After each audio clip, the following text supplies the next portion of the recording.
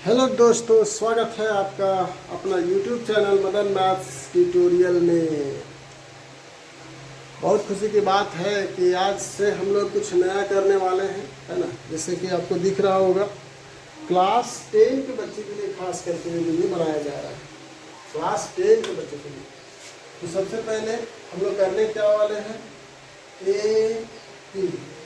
AP मतलब arithmetic progression. Arithmetic progression आज हम लोग स्टार्ट करने वाले हैं। अर्थमेटिक प्रोग्रेशन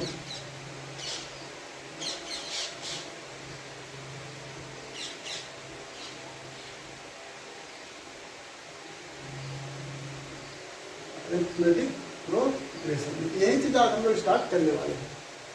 तो ये जो हम लोग स्टार्ट करने वाले हैं, ये क्लास 10 के बच्चे के लिए है। किसके लिए है? This is for class 10th student।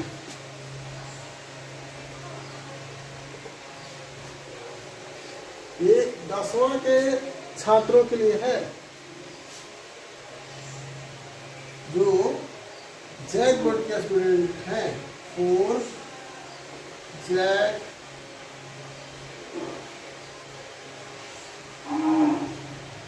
Board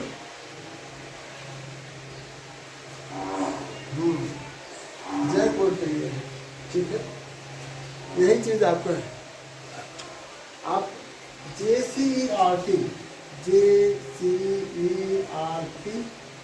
या NCERT मैथ्स, ठीक है, दोनों सेम ही होते हैं। JCERT या NCERT दोनों सेम ही होता है, ठीक है। थोड़ा बहुत डिफरेंस होगा, है ना। तो हम लोग फोकस करेंगे JCERT बुक पे, ठीक है।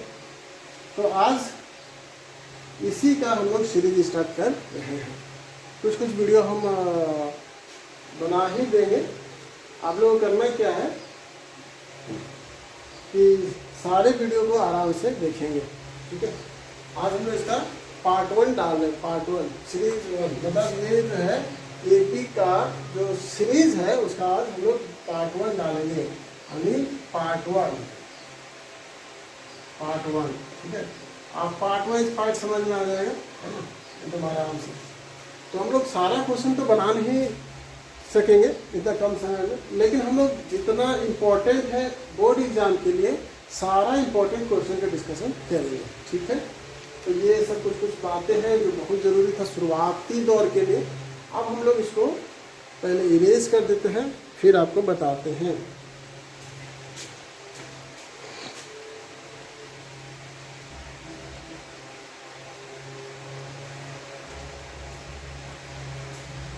तो देखिए, सबसे पहले बोर्ड में हम कुछ पहले लिख लिए हैं ताकि आपको समझने में सुविधा हो। तो हम लोग परिभाषा से स्टार्ट करेंगे। समांतर श्रेणी का परिभाषा से शुरुआत करेंगे, क्योंकि जब तक आप शुरुआत नहीं समझेंगे तब तक आपको ये जो चीज़ है वो हमेशा खिटर पिटर लगता रहेगा। देखिए, समांतर श्रेणी अर्थमेटिक प्रोग्रेशन वैसी श्रेणी जिसमें दो क्रमागत पदों का अंतर हमेशा समान रहता है, उसे समांतर श्रेणी कहते हैं। जैसे एक 4 एग्जाम्पल लिए हैं, 4 एग्जाम्पल, और A नंबर में जब 1, 4, 7, 10, 13, 16, है ना। B नंबर में 0, 4, 8, 12, है ना, डॉट। C नंबर में P + 90, P + 180, P + 270, डॉट। और D नंबर में 1 स्क्वायर, 5 स्क्वायर, 7 स्क्वायर, इसका 73, ठीक है। तो सारा का सारा जो है वो आप पे क्या है, समांतर श्रेणी का उदाहरण है। अब चेक करते हैं क्या लिखा गया है। वैसी श्रेणी जिसमें दो क्रमागत का मतलब होता है क्रम से आने वाला। क्रमागत, तोड़िए समझिए, क्रमागत का मतलब होता है क्रम प्लस आगत। क्रम प्लस आगत का मतलब होता है क्रम से आने वाला, तो क्रम से जो आता है यानी 1 by 1 जो आता है उसी को क्रमागत कहते हैं। इसको इंग्लिश में बोलते हैं सक्सेसिवली, है ना, लगातार। तो देखिए क्रम से पहले देखिए 2 तो आया, देखिए 1 और 4 क्रम से आया, फिर 4 और 7 क्रम से आया, है ना, 4 और 7 क्रम से आया, 7 और 10 क्रम से आया, 10 और 13 क्रम से आया, 13 और 16 क्रम से आया। तो क्या बोला वो, 2 क्रमागत पदों का अंतर हमेशा समान रहता है। तो देखिए ये 2 क्रमागत क्रम संख्या 1 और 4, तो 4 और 1 का अंतर कितना है, 3। फिर 7 और 4 का अंतर कितना है, 7 और 4 का अंतर कितना है, 3। फिर 10 और 7 का अंतर कितना है, 3। 13 और 10 का अंतर कितना है, 3। 16 और 13 का अंतर कितना है, 3। देखिए 2 क्रमागत पदों का अंतर कैसा है, समान है, 3 3 3 3 समान है। इसीलिए ये जो है वो एपी का उदाहरण है। ठीक इसी प्रकार से देखिए 4 को 0 से घटाइए 4 ही आएगा, 8 को 4 से घटाइए, 8 में से 4 माइनस कर देंगे तो भी 4 आएगा, 12 में से 8 माइनस करेंगे तो भी 4 आएगा। तो आपने देखा ना कि 2 क्रमागत पदों का अंतर समान होता है, 2 क्रमागत पदों का अंतर हमेशा समान रहता है। तो 2 क्रमागत पदों का अंतर जिसका समान होगा उसी को हम एपी श्रेणी में कहेंगे, यानी समांतर श्रेणी में कहेंगे। यहाँ पर छोटा सा बात आपको जानना है ना, कुछ ज़्यादा डिफरेंस नहीं होता है। अनुक्रम, एक आता है अनुक्रम और दूसरा आता है श्रेणी, ये दोनों लगभग सेम ही है। अनुक्रम में क्या करता है, जैसे ये अनुक्रम है ना, 1, 4, 7, 10 और इसी में प्लस है 1 + 4 + 7 + 10। तो प्लस या माइनस जिसमें अटैच रहता है, मतलब एक सीरीज बन जाता है, सीरीज में चैन बन जाता है। चैन कब बने, जब एक दूसरे से जुड़ेगा। यहाँ पर देखिए जैसे हम प्लस या प्लस या प्लस माइनस कुछ भी इसमें अटैच करके इसको जोड़ देते हैं तो ये एक श्रेणी का निर्माण करता है। और वही अगर कॉमा दे देते हैं तो ये अनुक्रम को इंग्लिश में सीक्वेंस बोलते हैं, जबकि श्रेणी को इंग्लिश में हम सीरीज बोलते हैं, सीरीज। ठीक है, समझ में आ गई बात। तो ये था इसका सबसे पहला कंसेप्ट। ठीक है, कुछ और बातें इसमें हम आपको समझाने का प्रयास करते हैं, है ना। तब तक आप इसको सबसे पहले नोट डाउन कर लीजिए।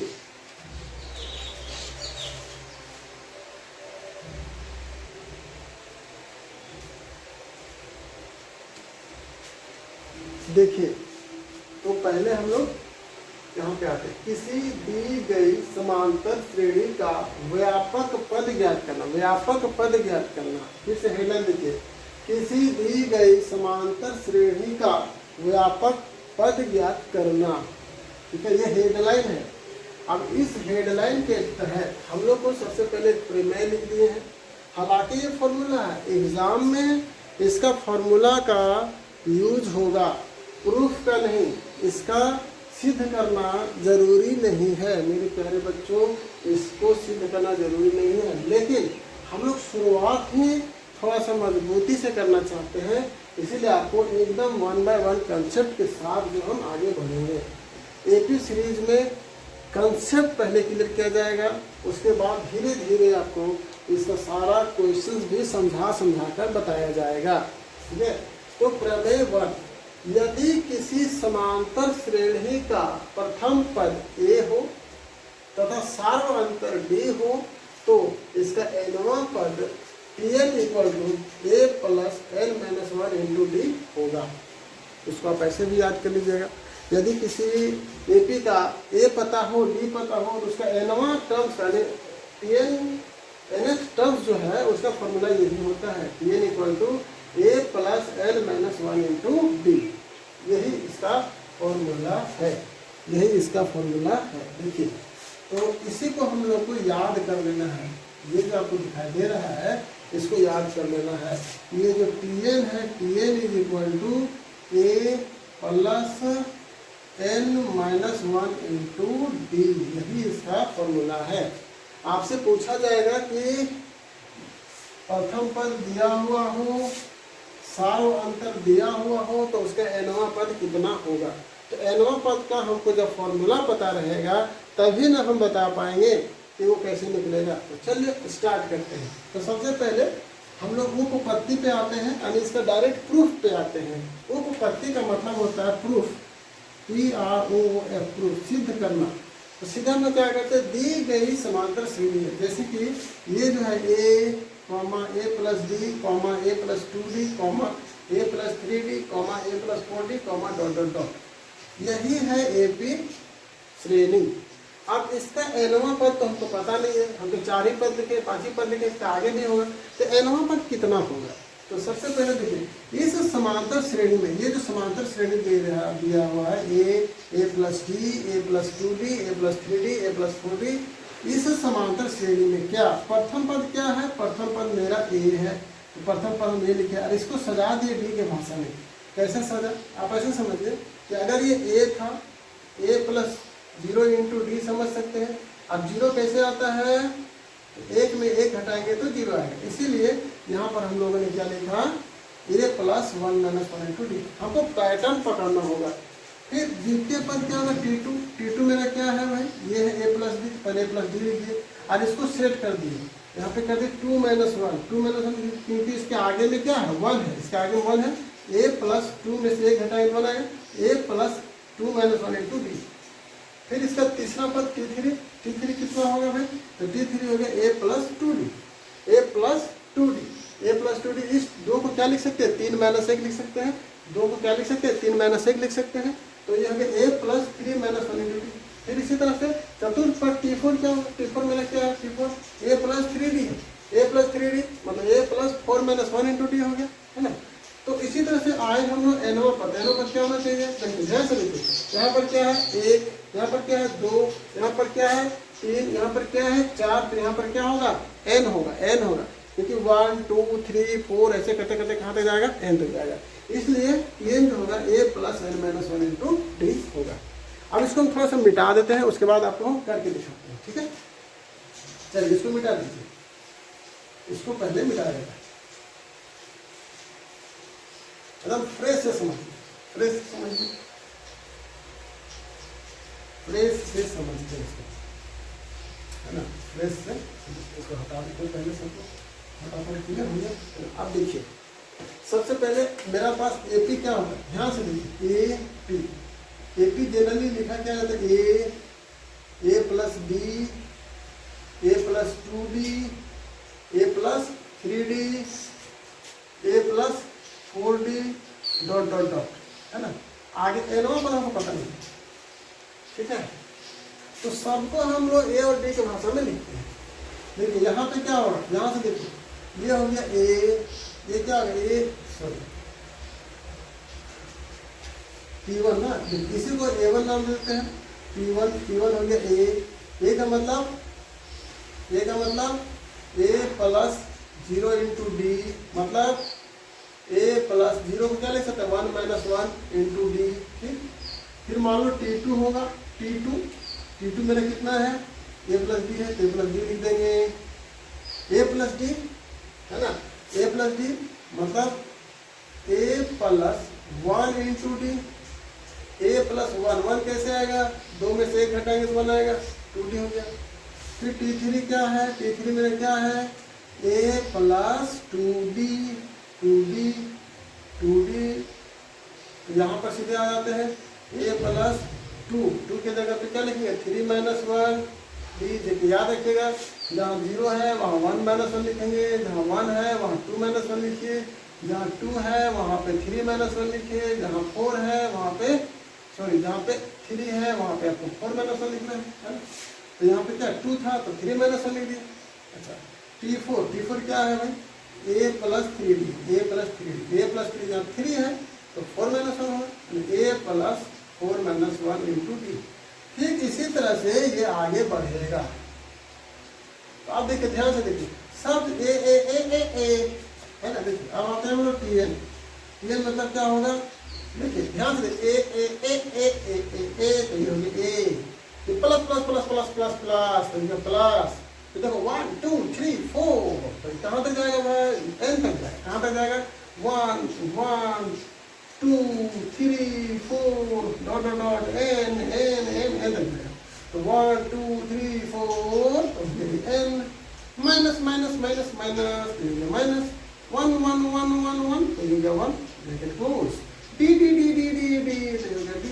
इस तरह से ये आपका निकल गया है ना। तो यहाँ से आपको पता चलता है कि हमारा जो पीएन है वो कैसे निकला, पीएन जो है वो कैसे निकला, एनोवा निकल गया। तो हमको उतना दिमाग नहीं लगाना है, हमको भैया रट्टा मार लेना है कि एपी का एनवा पद का फॉर्मूला यानी nth टर्म का फॉर्मूला जो होता है वो क्या होता है, a plus n minus 1 into d, जहाँ पर ए जो है वो फर्स्ट टर्म यानी प्रथम पद है और डी जो है वो सार्व अंतर यानी कॉमन डिफरेंस है। समझ में आ गया? ओ मेरे प्यारे बच्चों, समझ में आया? ठीक है, इसको जल्दी से नोट कर लो।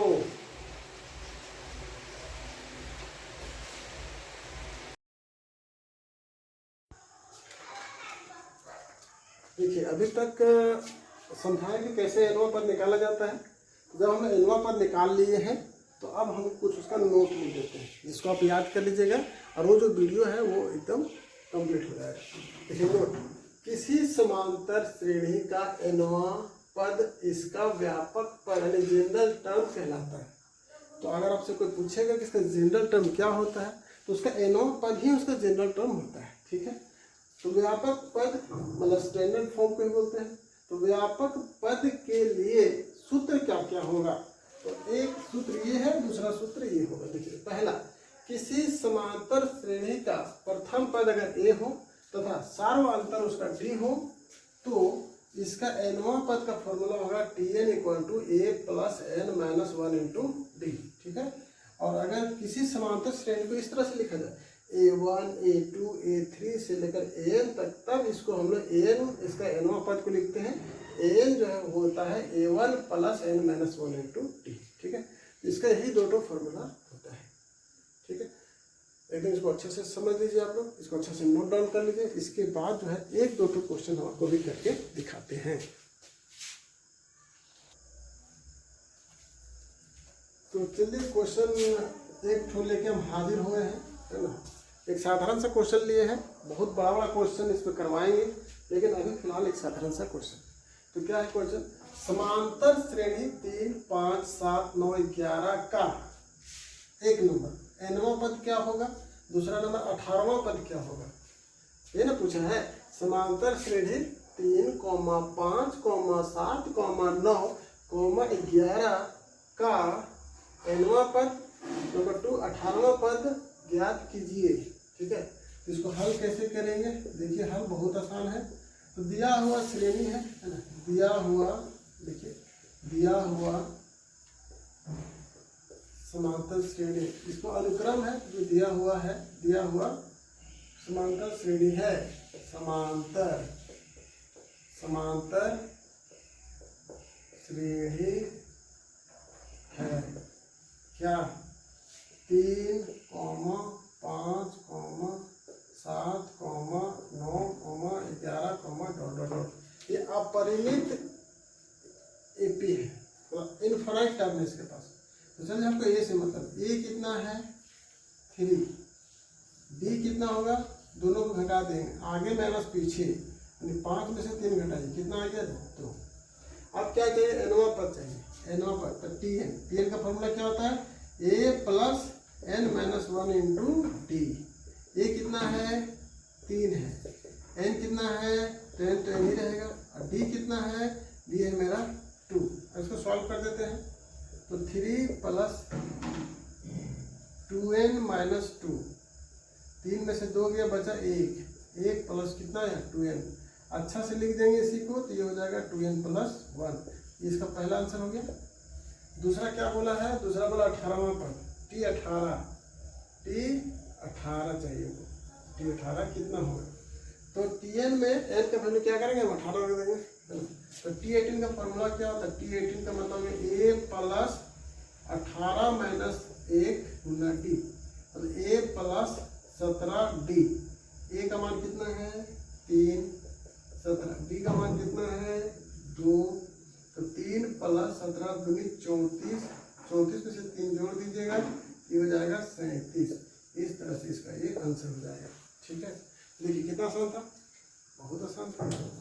इस तरह से आपका Tn निकल गया, इस तरह से आपका A18 निकल गया। और भी कुछ पूछ सकता था, तो उसको भी आप आराम से बना सकते हैं।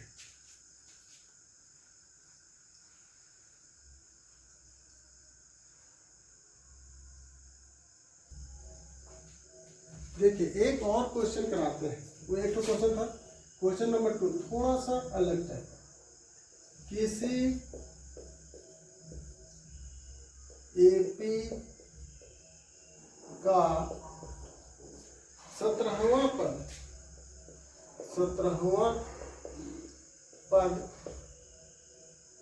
उसके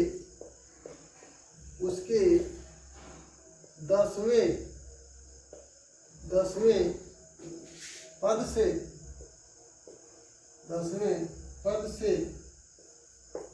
पद से 7 अधिक है,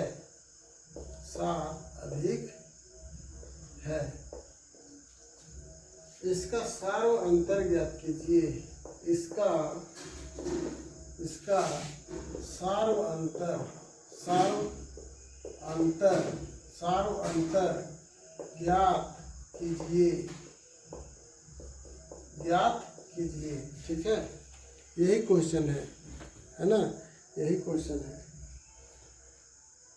ठीक है, एपी का 17वां पद उसके 10वें पद से 7 अधिक है, इसी को आपको समझना है। किसी एपी का 17वां पद उसके 10वें पद से 7 अधिक है, 17वां पद 10वें पद से 7 अधिक है। तो सॉल्यूशन करेंगे। माना कि ए है प्रथम पद और बी है सार्व अंतर। ऐसे माना क्या होता ही है सार्व अंतर, फिर भी लिखने के पैटर्न है। ए है प्रथम पद, बी है 17वां पद। तो 17वां पद प्रश्न से है ना, क्या है 17वां पद 10वां पद से 7 अधिक है। 17वां पद मतलब T17 10वां पद से यानी T10 से कितना अधिक है, 7 अधिक है। मतलब T17 is equal to T10 plus 7। कहीं कहीं पे इसको आप ऐसे भी लिख सकते हैं, A17 is equal to A10 plus 7। दोनों एक ही चीज़ है, कोई अलग नहीं है। चाहिए लिखो हम T लिख रहे हैं। अब इसका फॉर्मूला होता है A plus N-1 into D यानी 16D हो जाएगा। ये A प्लस 16D ये हो जाएगा A प्लस 9D प्लस 7। आप देख सकते हैं A और A कट गया। अब 16D इधर पे D, इसको इधर लेते आइए, तो 16D में से 9D माइनस में ले आइए, 7 बचा। अब देखिए 16 में से 9 गया तो 9 7 16 होता है, तो 7D जो है 7 के बराबर, 7 7 कट जाएगा, तो D का जो मान आ गया वो कितना आया, 1 आया। हमारे जो सार्व अंतर है जो साहब जी हैं वो एक है, यही इसका आंसर हो गया। बहुत आसान क्वेश्चन होता है, सब एकदम फटाफट बन जाता है ना, बहुत आसान क्वेश्चन होता है।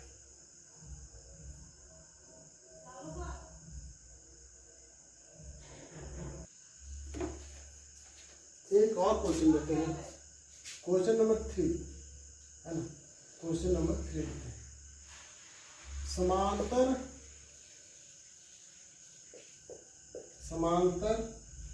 श्रेणी 3, 1/2, -2 का एक नंबर में nवां पद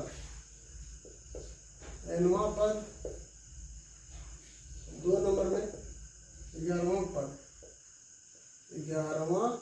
पद ज्ञात कीजिए।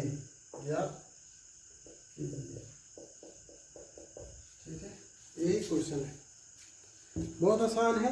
फिर से देखिए समांतर श्रेणी, ये एक समांतर श्रेणी है। समांतर श्रेणी का एक नंबर nवां पद, 2 नंबर 11वां पद ज्ञात कीजिए।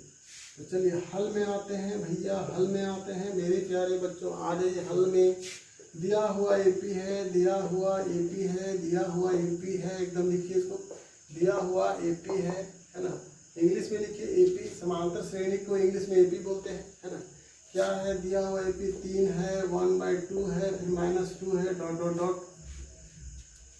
ए कितना हो गया 3 हो गया, डी कितना हो जाएगा 1/2 में से 3 माइनस कर देंगे, ये हो जाएगा 1 माइनस 6/2 मतलब -5/2।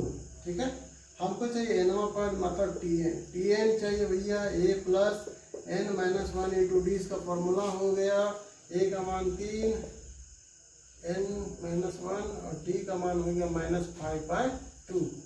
ठीक है, इसको सॉल्व करते हैं जरा। तो 3 है ना, इसको ऐसे कर देते, इसको इससे गुना कर दीजिए, 6 हो जाएगा, plus minus -5n minus plus 5 और y हो गया 2। तो कुल मिला के 6 5 11 11 माइनस 5n/2 ये हो गया इसका आंसर। एक तो आंसर हो गया। ठीक है, दूसरा आंसर क्या है 11वां पद, दूसरा नंबर 11वां t11 फॉर्मूला क्या होगा a plus 10d, a plus 10d। a कितना है, a है मेरा 3 और 10, d का मान कितना है, d का मान हो गया मेरा -5/2 है ना। इसको काट दीजिएगा, 5 बार में कट गया, 3 माइनस 25, 3 माइनस 25 कितना होता है 22 होता है, 22। यही इसका आंसर हो गया 22 में 25। इस तरह से देखें, बहुत आसानी से क्वेश्चन बन गया। फिर से एक बार रिपीट करते हैं, समांतर श्रेणी 3 हाफ -2 का nवां पद क्या होगा और 11वां पद क्या होगा। nवां पद के लिए फॉर्मूला होगा a प्लस n-1 इंटू 2, ये उसका सॉल्यूशन है, देख लीजिएगा। 11वां पद का फॉर्मूला होता है a प्लस 10d। इस तरह से ये धीरे धीरे करके बन जाता है। टन टनाटन। चलो बच्चों, इतना करने के बाद आप अपने से किताब में बनाइए।